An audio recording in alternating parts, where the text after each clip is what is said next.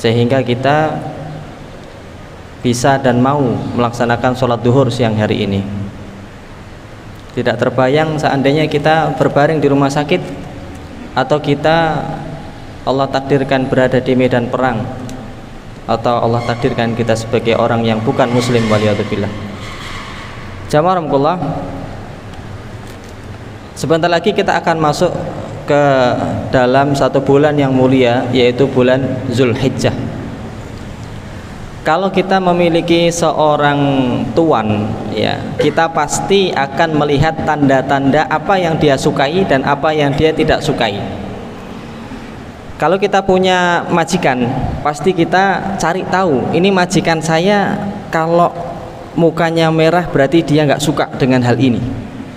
Kalau dia tersenyum berarti dia suka hal ini. Jamaah rahimakumullah, Tuhan kita Allah Subhanahu wa taala sudah memberikan tanda-tanda apa yang Allah sukai dan harus kita perhatikan.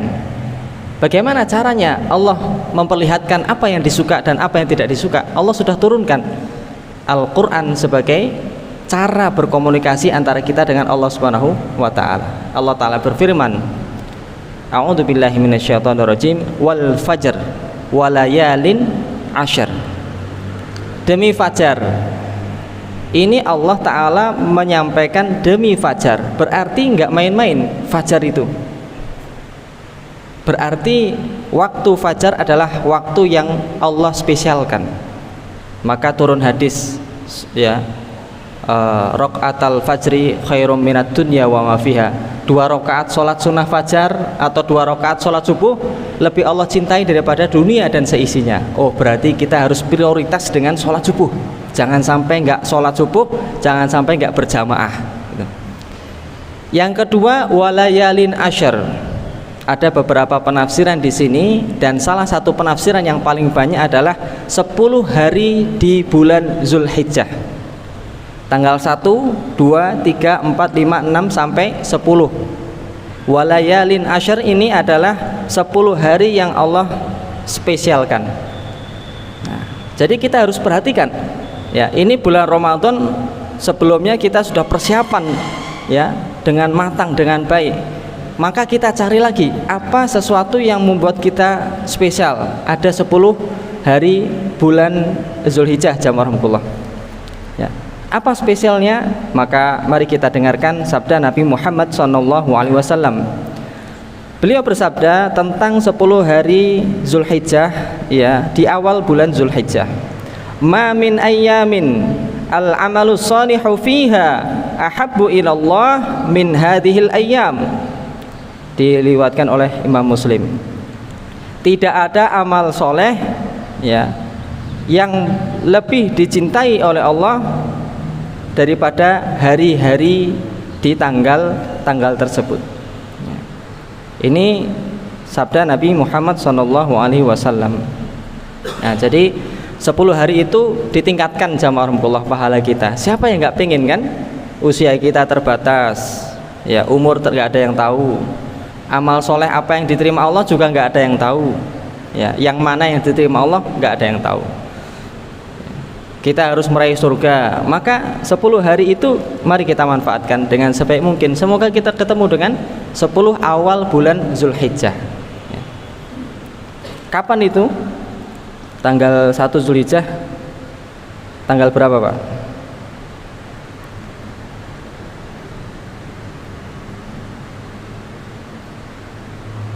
Insya Allah 20 Juni.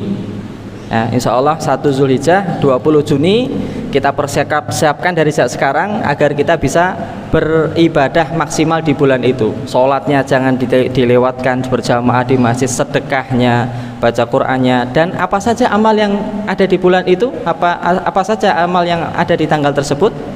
Yang pertama yang paling Allah cintai adalah banyak berzikir, khususnya bertakbir, ya. Takbir ini bukan takbir yang dilakukan ketika habis sholat Idul Fitri atau sholat Idul Adha, tapi ini takbir biasa. Allahu Akbar, Allahu Akbar, Allahu Akbar. Memperbanyak takbir dari tanggal 1 sampai tanggal 10. Wa yadhkurusmallaha fihi, ya. Dan mereka memperbanyak menyebut nama Allah pada hari-hari tersebut. Ya, fi ayyamin ma'lumat di surat Al-Hajj. Jadi yang pertama banyak zikir. Yang kedua banyak berpuasa jamaah rahmatullah.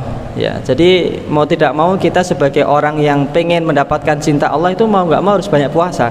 Orang ngaku, ya ini mungkin anak-anak kita, santri-santri kita hafal Quran 10 juz, 20 juz, ada yang anaknya hafal Quran 30 juz, tapi siang harinya jarang puasa. Dia tidak bisa mengaku-ngaku menjadi ahlul Quran. Karena Ibnu Mas'ud sendiri menyampaikan ciri-ciri ahlul Quran, malamnya dia sholat malam, siangnya dia berpuasa. Malam sholat malam ketika manusia tertidur, malam dia sholat malam ketika manusia tertidur, siang dia berpuasa ketika manusia makan. Jadi memperbanyak puasa sunnah dari tanggal 1 sampai tanggal 9. Jamaah rahmatullah, yang berikutnya amal soleh ya adalah berkurban jamaah rahmatullah. Kurban ini amal soleh yang luar biasa. Ya. Kita belum bisa haji Bapak Ibu. Ini kalau panjenengan tahun ini haji berarti kemungkinan sudah berangkat dari kemarin sih. Sudah berangkat, sudah pada berangkat. Nah, jadi kita belum dipanggil Allah SWT. Semoga Allah panggil ya. Siapa yang tidak kangen dengan ucapan labbaik Allahumma labbaik, labbaik la syarika laka labbaik, ya, dipanggil ke Makkah dan Madinah. Maka kalau kita tidak bisa, minimal kurban Bapak Ibu, minimal kurban. Siapkan uang sekitar 3 juta sampai 3,5. Itu ringan untuk mendapatkan pahala besar dari Allah Subhanahu wa taala. Kita mau surga nikmat selamanya, tapi tanpa modal ya. Nabi, banyak para nabi ya diminta korban apa? Ya, pengorbanan Masya Allah. Kita korban apa? Jadi paling tidak Bapak Ibu kita ya menyiapkan kambing ataupun sapi. Ya, yang utama bagi kita untuk berkorban itu apa? Dalam fikih ya, kambing napa sapi? Ada 2 pendapat ya. Jadi yang pendapat pertama, pendapat Imam Malik itu paling utama dalam berkorban itu adalah kambing ya. Jadi bukan masalah dagingnya banyak, tapi masalah menyembelihnya. Dia menyembelih itu yang utama. Pendapat pertama. Pendapat kedua ya, yang paling utama untuk dikorbankan ya adalah yang banyak dagingnya. Ya, yang banyak dagingnya, dari mulai unta, kemudian sapi, baru kambing. Dalilnya apa? Seperti orang sholat berjamaah di masjid. Yang pertama disebutkan yang datang awal dia dapat seperti seakan-akan korban unta. Datang kedua dia seperti korban sapi. Datang ketiga seperti korban kambing. Seterusnya seperti korban telur dan sebagainya. Nah, maka dalilnya ini. Tapi menurut Imam Malik yang paling utama adalah kambing. Karena hukum asal korban itu apa? Kambing. Yang disembelih Nabi Ibrahim adalah kambing, bukan sapi, bukan unta. Nah, korban ini jamaah rahmatullah, usahakan ya setiap tahun kalau bisa, walaupun tidak wajib, tapi usahakan panjenengan setiap tahun bisa berkorban ya. Bagaimana hukumnya korban gantian? Hari ini bapaknya, besok ibunya, besok anaknya, besok kakaknya, boleh untuk pembelajaran keluarga. Tapi secara hukum fikih sebetulnya yang disembelih itu ayahnya, nama keluarga. Hadza min Muhammad wa ali Muhammad. Ini korbannya Muhammad sallallahu alaihi wasallam dan keluarga Nabi Muhammad. Jadi pas nyembelih itu sebutkan nama ayahnya gitu. Kalau bisa bapak sendiri yang menyembelih. Sunahnya kita sendiri yang berkorban, yang menyembelih. Ini kurban Bapak Ibu ya. Usahakan bisa kita berkorban minimal sekali dalam seumur hidup.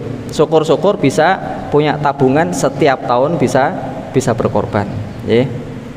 Nah, terus amal apalagi yang utama di 10 awal Zulhijjah adalah semua amal soleh bisa kita maksimalkan di di 10 awal Zulhijjah tersebut. Jangan lewatkan Bapak Ibu. Ini kalau ibarat kita ibu-ibu di mall itu ada diskon ya, selalu memantau diskon ya, Superindo selalu memantau diskon di manapun. Ini dari Allah SWT diskon dilipat gandakan, maka jangan dilewatkan ya. Semoga kita semuanya diberikan kemudahan untuk ya melaksanakan amal soleh yang bisa kita lakukan, dan kita dipertemukan dengan 10 bulan Zulhijjah dan kita semuanya bisa berkorban ya, amin ya rabbal alamin. Kurang lebihnya mohon maaf Bapak Ibu. Hadanallahu wa iyyakum. Subhanakallahumma wa bihamdika asyhadu an la ilaha illa anta astaghfiruka wa atubu ilaik. Assalamualaikum warahmatullahi wabarakatuh.